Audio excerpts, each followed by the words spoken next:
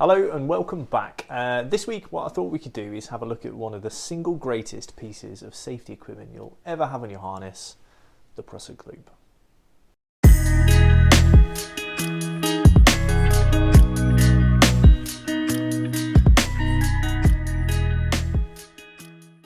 A Prusik, or Prusiking, is the technique of using a friction hitch or knot to attach some cord around a rope, which then bites onto a section when loaded. And it gets its name after its inventor, the Austrian mountaineer Karl Prusik. Was first shown in the 1931 Austrian Mountaineering Manual as a new technique for ascending ropes. Now, we use this technique in climbing and mountaineering for a whole multitude of reasons, not just for its original purpose of ascending ropes, but also for abseiling, hauling bags and even hauling climbers. In this video, we're going to be looking at making our own Prusik cord, as well as the techniques of Prusiking onto our rope. So firstly, let's talk about the cord itself. Now, you can't just go and buy any old paracord off Amazon or eBay. What you need to buy is proper rated climbing cord, and you can pick this stuff up for about £1.50 a metre from any decent climbing shop. The reason we need rated cord is because with all climbing gear, we need to ensure it's safe for purpose and strong enough to hold a person's body weight. So the thickness you should get for your Prusik cords should roughly be about 2/3 of the thickness of the rope that you're using. So for example, a 10mm rope, you'll be looking at a Prusik cord of around 7mm, and a 9mm rope, you're probably looking at Prusik cord for about 6mm. When making your own Prusiks, you need to start with around 1.5 meters of cord. Now, I personally like to make my Prusiks so they have a length once I've tied the ends together of around 40 centimeters, and about 1.5 meters will give you more than enough kind of cord to make this. If I can open it up, yeah, there we go. So to tie the cord together, we're just going to be using opposing stopper knots, the exact same knots we use when finishing off our figure of eights, when we tie into a harness.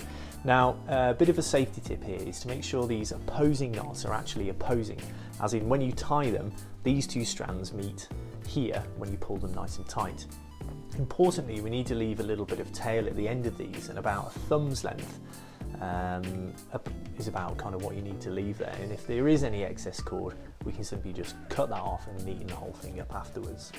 Climbing shops will generally cut these with rope cutters and seal the ends for you. However, if you're doing this yourself, you can just use a lighter to burn the ends to avoid them fraying. So there are a number of ways we can use these, and the first method we're going to be looking at is called the French Prusik. This is most definitely the most versatile Prusik you'll use because, unlike the others we'll look at, these are relatively easy to release under load.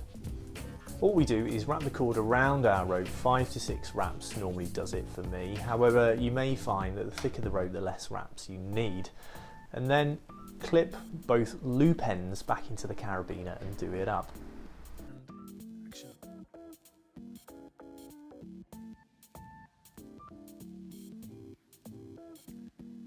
So I find this one the most useful, and also probably use this one the most, because at any point it becomes loaded, all you have to do is pull on the top strands to release it. It also works in both directions, so whether you're loading it up or down, it should bite nicely and neatly onto your rope.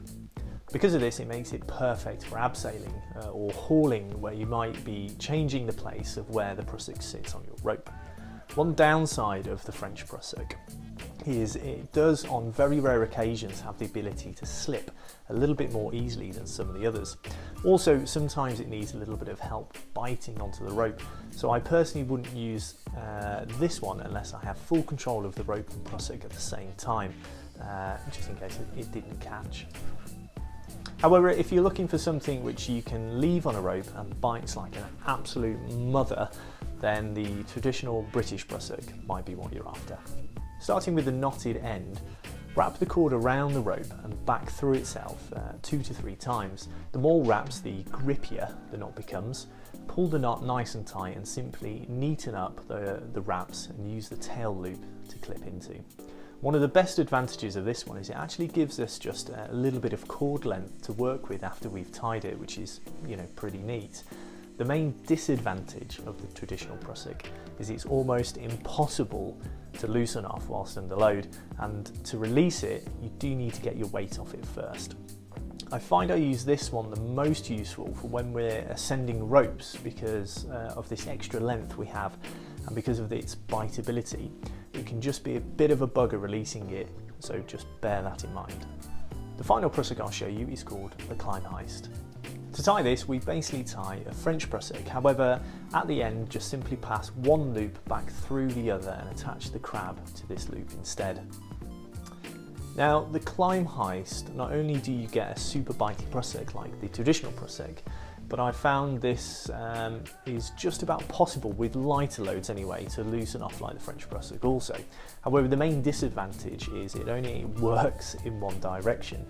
I generally use this for when I'm personally working and want to protect myself setting up top ropes or abseils for clients, as it moves up and down the rope really smoothly like the French Prusik. However, if I slip or fall, it should almost bite instantly. As always, ensure you've practiced these techniques prior to actually using them #real-life, as testing new techniques halfway up the Matterhorn is never a particularly good idea.